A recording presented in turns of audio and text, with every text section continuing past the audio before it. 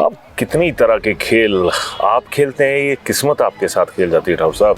किस्मत की खेल है, ये खेल रहे हैं, हम भी खेल रहे हैं। पिछले दिनों कुछ एक आंदोलन ऐसे हुए जिनको आपने लीड किया और उस नतीजे भी बहुत जल्दी आए। अगर हम किसी को नौकरी दे नहीं सकते तो किसी की खोने का भी हमारे पास कोई राइट नहीं। ये हाल पूरे हिमाचल का है जी। नहीं, हाल तो पूरे हिमाचल का इसी से इनका। वो लगे कहना कि चक्की का एक पुल तो गिर गया, दूसरे की तैयारी। विधायक तो आप ही गए हैं बीजेपी। मैंने माइनिंग अफसर से फोन किया। फेलियर किसका ठाकुर साहब? फेलियर की बात नहीं है, स्थानीय नेतृत्व का है, सरकार का है, सबका है जी, सबका सब फेल है, माफी कामयाब है। हमारी 9 स्कीमें आईपीएच की हवा में खड़ी है, नीचे तक माइनिंग हो रही है।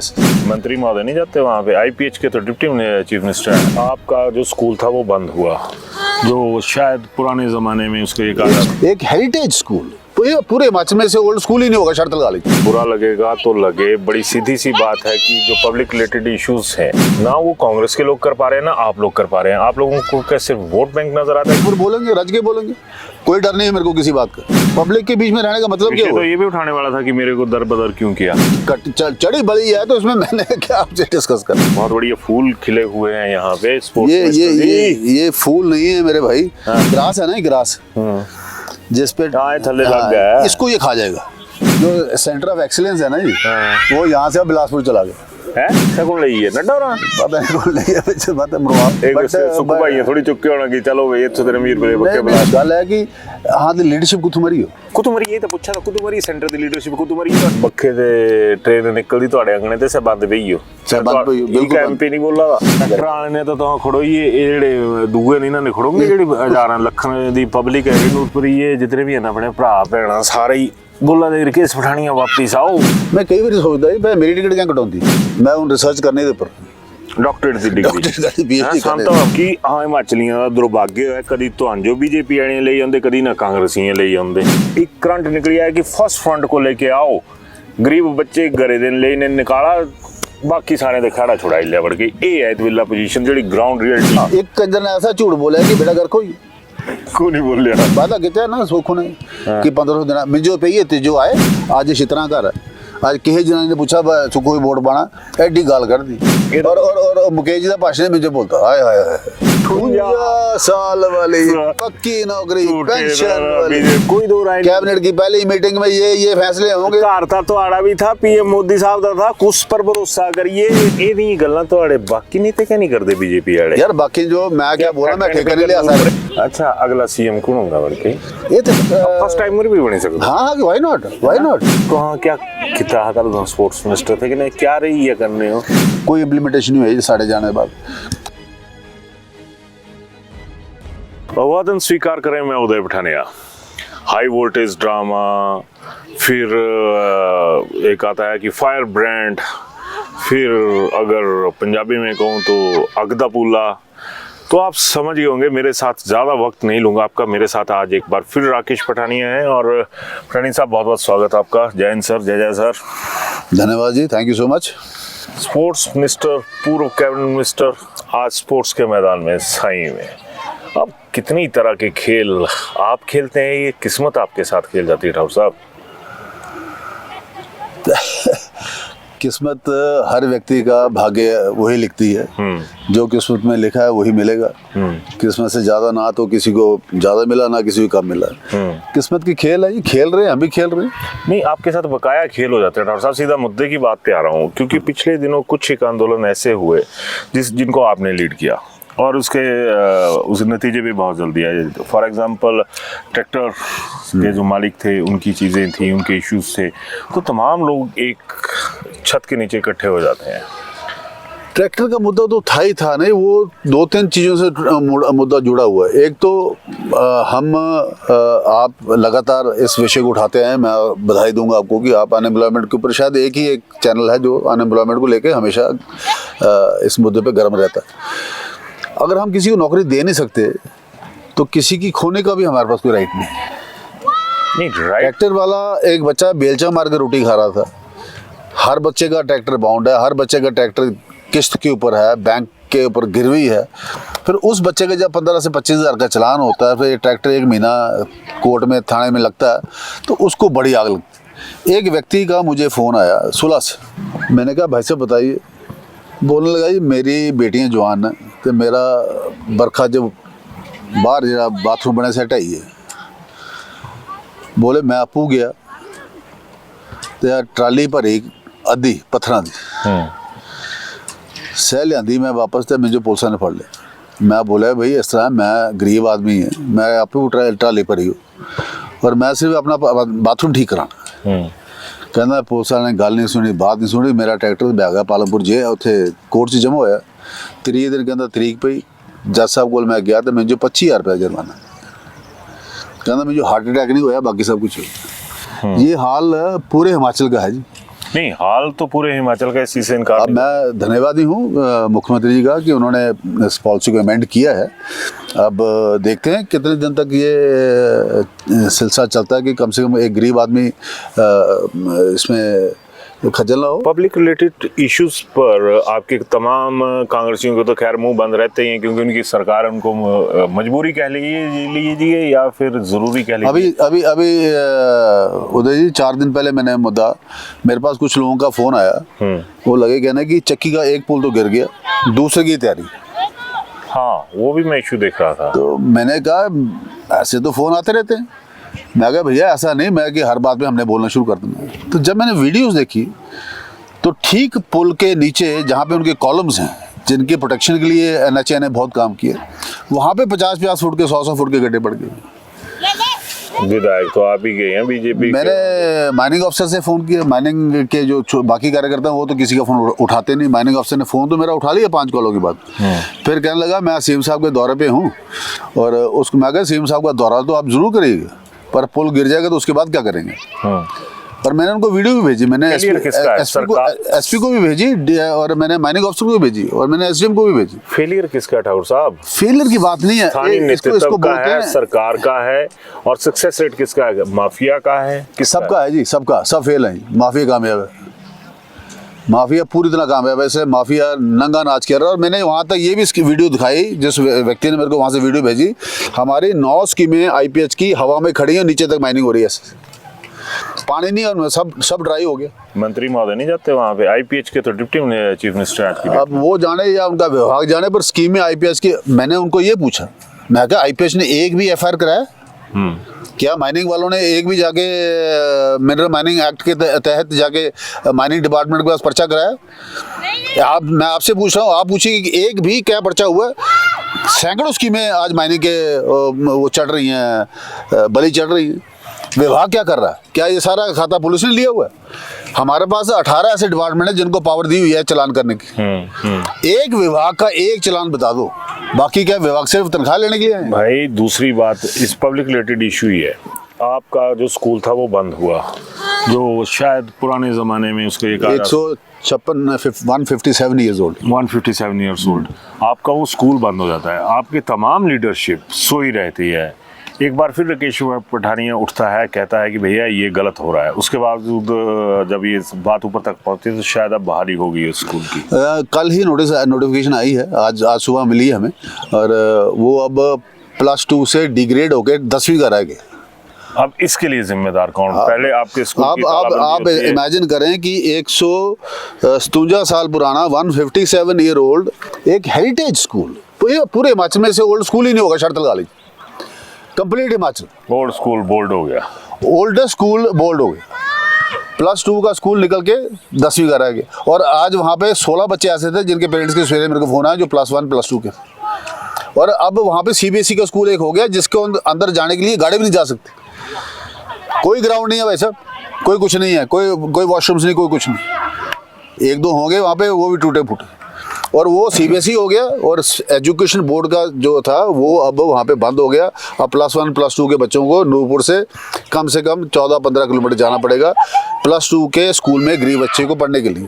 मैं आपके मुंह पे बोल रहा हूँ ठाकुर साहब, बुरा लगेगा तो लगे, बड़ी सीधी सी बात है कि जो पब्लिक रिलेटेड इश्यूज हैं उन पे एक कहते हैं ना कि पब्लिक ओरिएंटेशन, ना वो कांग्रेस के लोग कर पा रहे हैं ना आप लोग कर पा रहे हैं। आप लोगों को क्या सिर्फ वोट बैंक नजर आता है? क्योंकि अब वही चीज आ गई कि उस वक्त जिस तरह से हमारी नजर, मैं भी तो चुनाव लड़ता हूँ मेरे भाई, आप मेरे को क्यों ब्लेम कर रही हो? मैं आपकी बात नहीं, हाँ तो हम तो बोलते हैं ना, हम शहर में बोलते हैं। और आज भी बोल रहे हैं, आपके साथ भी बोल रहे हैं, आगे भी बोलेंगे। नहीं, जब तक ये मुद्दे धरातल तक ना उतर जाएं, इसके ऊपर बोलेंगे, रज के बोलेंगे। कोई डर नहीं है मेरे को किसी बात का। और जो विषय उठाने वाला पब्लिक के बीच में रहने का मतलब क्या विषय हुआ? तो ये भी उठाने वाला था कि मेरे को दर बदर क्यों किया, वो मैंने थोड़ा ना किया जी। तो विषय उठाया तब आपने? विषय कहाँ उठाना मैंने? आपने मुझे तो 15 दिन 16 दिन पहले बताया गया था। अगर मुझे फतेहपुर भेजना ही था, मैं तो 3 महीने पहले भेजे थे। ये किसकी चाल थी? मैं बताता आपको वहाँ पे चुनाव कैसे जीता जाता, पर भेजा ही 16 दिन पहले। जब चढ़ी बड़ी है तो इसमें मैंने क्या आपसे डिस्कस करना, इसमें क्या हो गया? चढ़ की बड़ी। वैसे दुख होता ना जब बड़ी चढ़े तो। देखो जी, ऐसा है कि a fighter is a fighter, a fighter never loses and a loser never wins. जो लड़ने वाला होता है वो लड़ता है, और जो डरता है वो कभी जीता नहीं। आप सियासत से जुड़े लोग कहते हैं कि हम जन भावनाओं की कदर करते हैं। कदर का स्यापा तो आपके नूरपुर में पड़ा हुआ। लोग भाई साहब, ना तो मैं रोया, ना मैं कैमरे के रड़ाया, ना मैं कुछ झंडे फूके। मैं चुपचाप भागा, अपना बोरे बिसा चुकिया तो मैं फतेहपुर चली गई। हमको संगठन का आदेश हुआ, हमने पालन किया। इसमें क्या है? इसमें कुछ नहीं है ना। पर इशू ये नहीं है जो आप पूछने का प्रयास कर रहे हैं। इशू ये है कि पब्लिक इश्यूज के लिए हमने क्यों शर्माना। जो आप बोल रहे हैं कि फलाना नहीं उठाता, फलाना नहीं उठाता, हम तो उठाते हैं भैया, डट के उठाते हैं। आप मेरे को सबके साथ कंपेयर ना करो, आप विषय पे आओ। चलो, विषय पे आने से पहले जरा जमीन से जुड़ जाते हैं। ये बहुत बढ़िया फूल खिले हुए हैं यहाँ पे। ये फूल नहीं है मेरे भाई। हाँ। ये इस ग्रास का कैंसर है। मतलब ये जो आप देख रहे हैं, दिस इज सॉर्ट ऑफ, ये जो ग्रास है ना, ये ग्रास जिस पे थल्ले लग गया है, इसको ये खा जाएगा।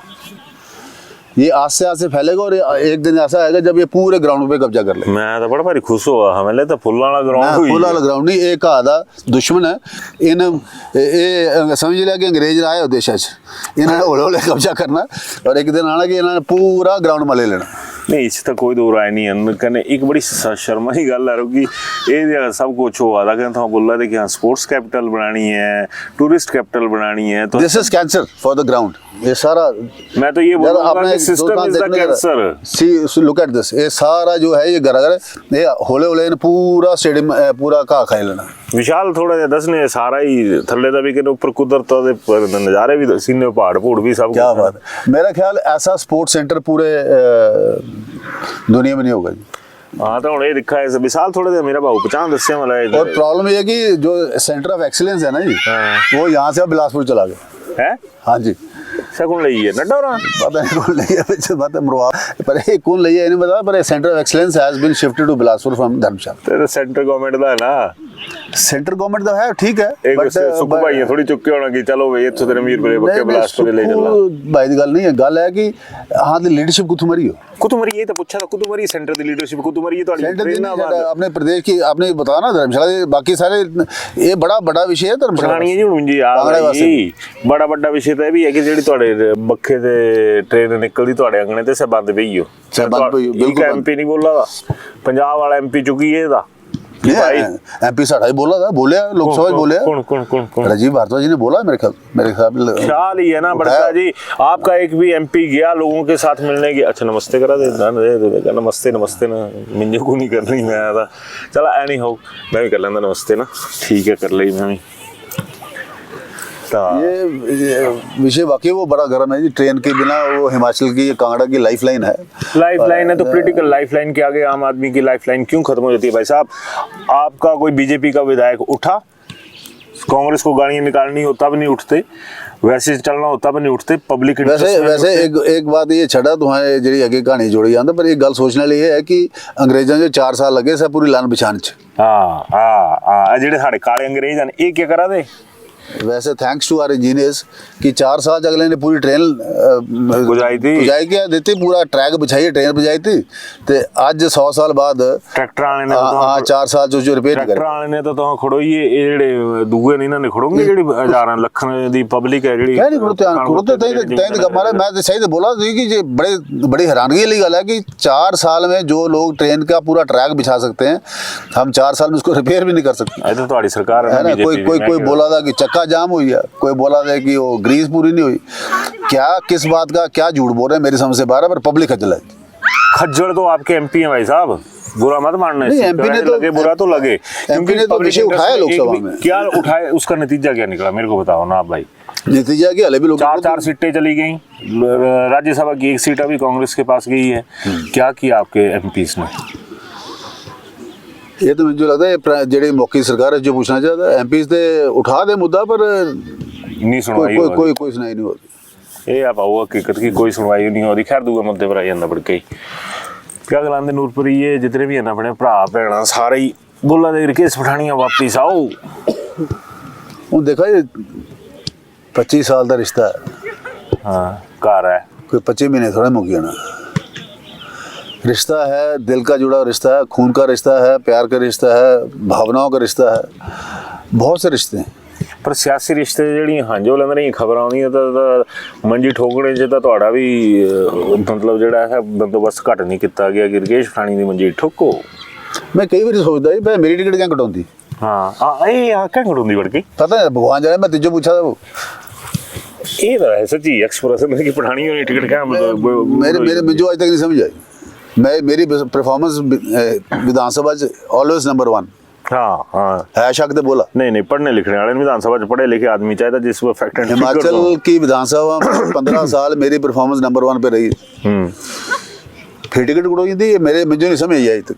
मैं उन रिसर्च करने के ऊपर ਡਾਕਟਰੇਟ ਦੀ ਡਿਗਰੀ ਸੰਤਾਂ ਨੰਬਰ ਮਤੇ ਲੋਕਾਂ ਡਾਕਟਰੇਟ ਕਰ ਲਈ। ਹੁਣ ਰਕੇਸ਼ ਪਠਾਣੀ ਹੋਰ ਆਪਣਾ ਡਾਕਟਰੇਟ ਦੀ ਡਿਗਰੀ करने वास्ते कोई यूथ तैयार हुई है कसम से बड़ा ना रकेश पठानी बने रकेश पठानी टिकट कटोंदी का ये पर ये विषय रकेश पठानी दा सब्जेक्ट रकेश पठानी है ना। उस बाद रिसर्च वर्क तो बकाया भी बड़े बारी चलने।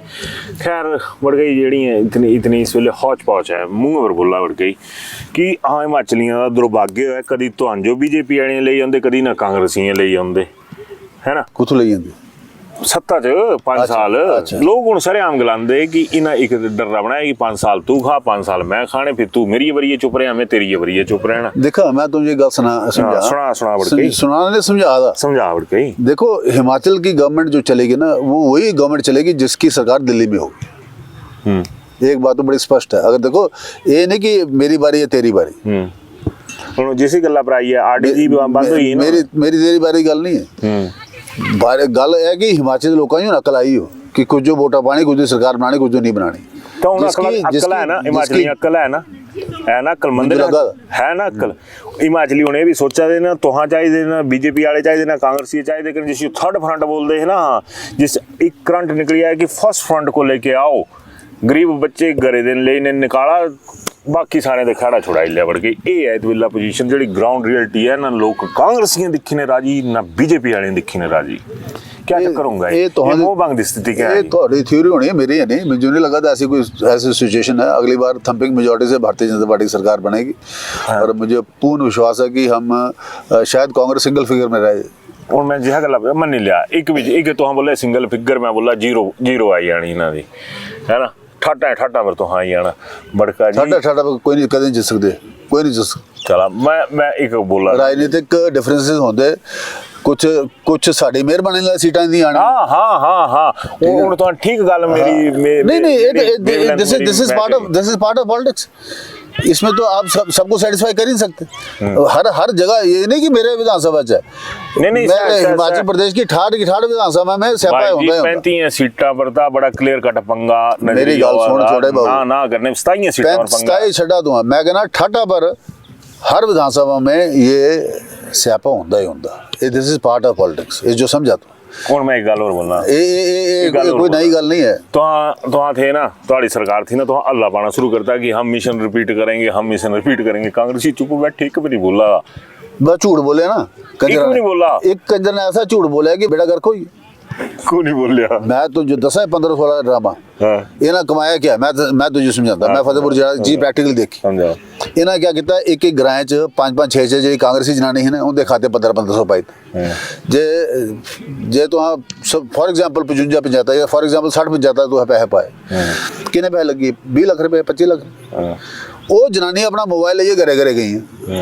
अब सरकार ही नहीं थी ना खुदा दे पाई थे 15-16 पाए ना बोले कि वादा किया ना सुख ने कि 1500 देना मिजो पे ही जो आए ਜਿਹੜੀ ਮਾੜੀ ਜਨਾਨੀ ਸੀ ਨਾ, ਜਿਹੜੀ ਘਰੇ ਬੈਠੀਆਂ 9-10 ਜਨਾਨੀਆਂ ਚੁੱਲ੍ਹੇ 'ਤੇ ਬੈਠੀਆਂ ਬੋਲੇ ਮੈਂ ਆ ਉਹਦੇ ਫਲਾਣੇ ਜਨਾਨੀ ਦੇ ਖਾਤੇ 'ਚ 1500 ਆਈ ਆ।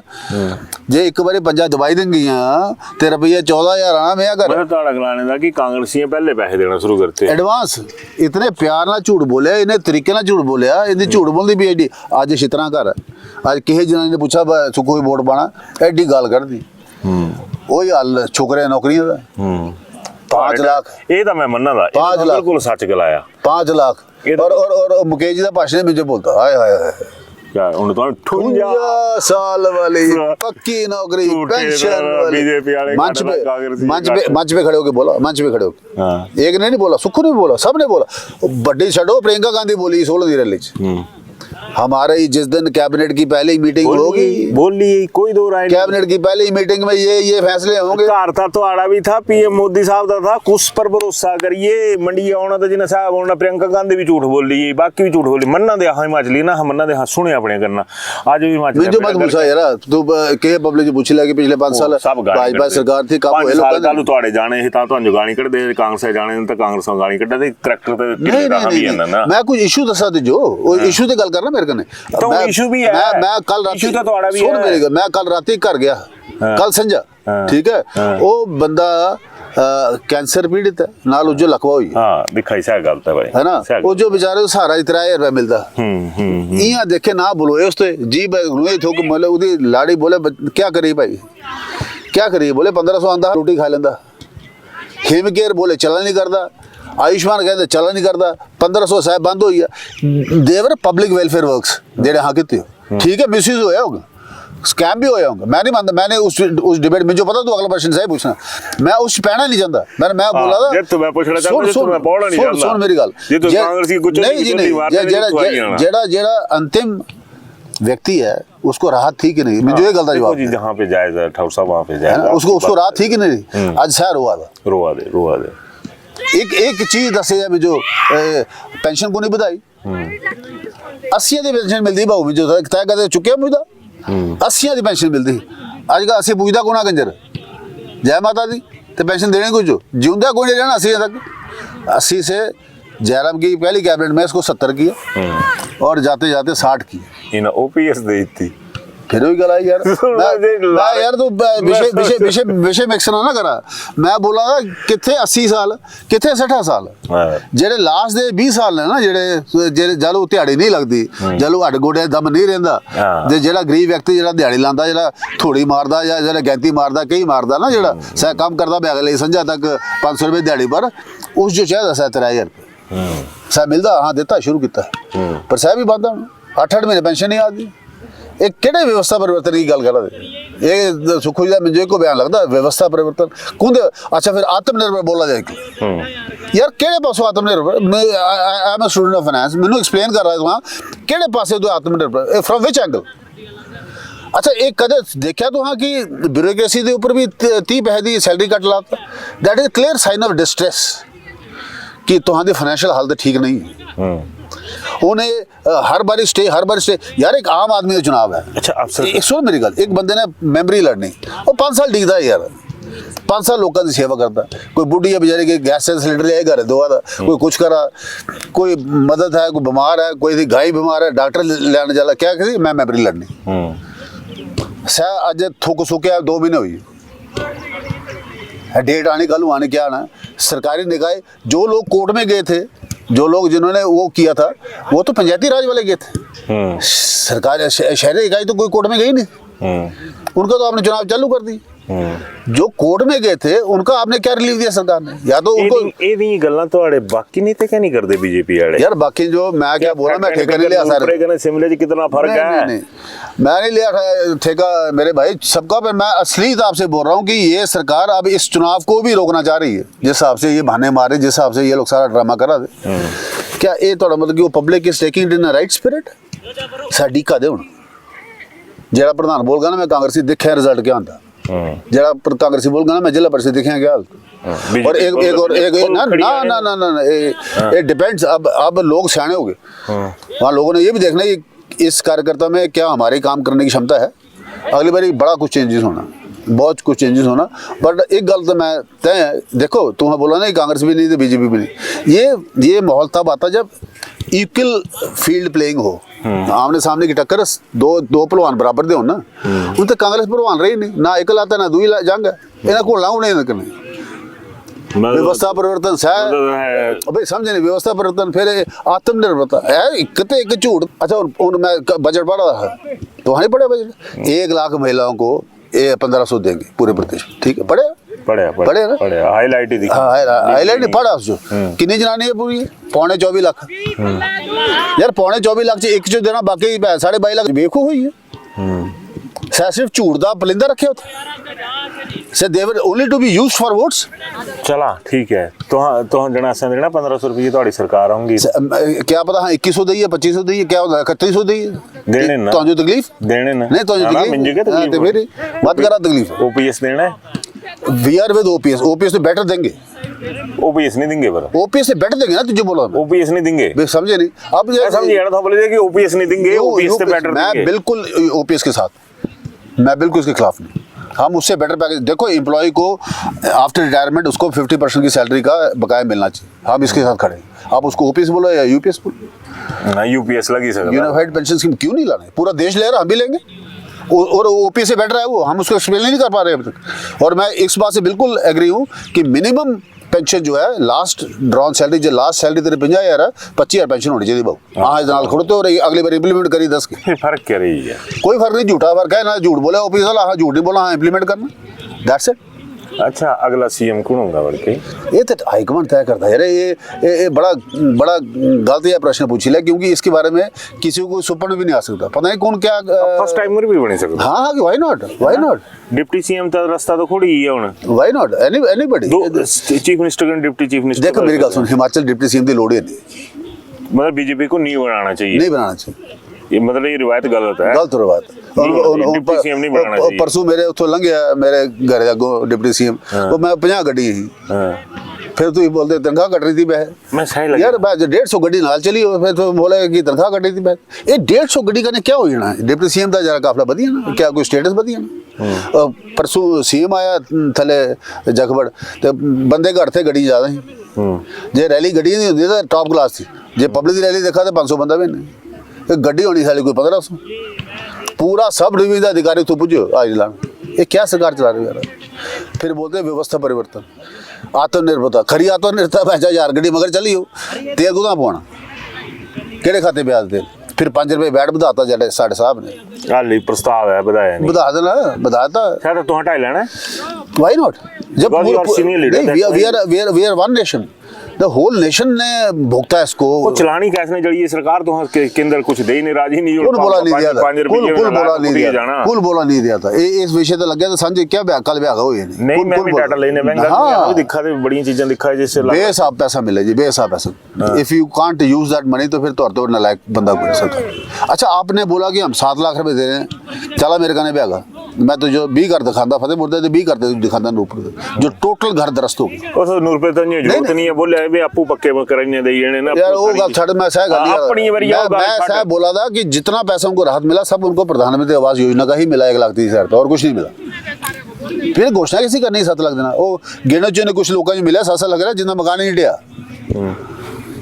अपने मित्र आज, और आरोप है, मैं आरोप नहीं बोला था, मैं तो I will prove it with facts and figures, खुद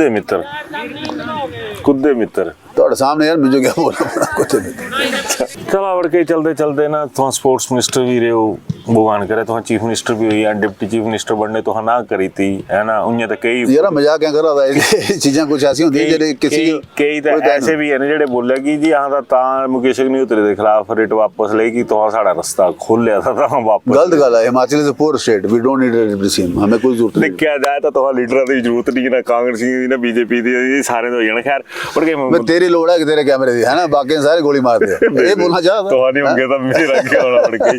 चला विशाल बेटा थोड़ा दसिया वाला कि स्पोर्ट्समैन इथों साई बैठे हा मुर्गी तुहां क्या किता है कल स्पोर्ट्स मिनिस्टर थे कि नहीं क्या रही है करने हो ये दे शायद एक नूरपुर भी था तो मैं जब स्पोर्ट्स से एक तो टाइम बड़ा घट मिले टू बी वेरी ऑनेस्ट हाँ है ना और 1.5 साल भी नहीं मिले हाँ 1.5 साल उसके बाद जब हाँ बजट देखा स्पोर्ट्स का बजट क्या 26 लाख 22 लाख 23 लाख की सैलरी है तो क्या डेवलप करना है देखो हमारे 26 लाख का बजट हाँ जी टोटल 23 लाख की सैलरी हाँ जी हाँ जो पहले साल ही बताइए 45 लाख की था है ना फिर स्पोर्ट्स पॉलिसी फर्स्ट टाइम यहाँ फ्रेम की थी फर्स्ट स्पोर्ट्स पॉलिसी यहाँ फ्रेम की थी और मैं कुछ पॉइंट्स थे जो नहीं क्लियर हो सके फॉर एग्जांपल जिस कॉन्ट्रैक्टल एम्प्लॉयज़ ने साढ़े को कोई 35 की 30 के करीब कोचेज हैं पूरे हिमाचल प्रदेश में और 50% ज़्यादा जो हैं वो डेली वेजेस कॉन्ट्रैक्ट टाइप पे हैं कुछ उनको 10,000 रुपये फिक्स मिलता है और कुछ बाकी जो बच्चों का आता है उसमें से कट कटा के उन्हें 21,000 रुपये नहीं बनता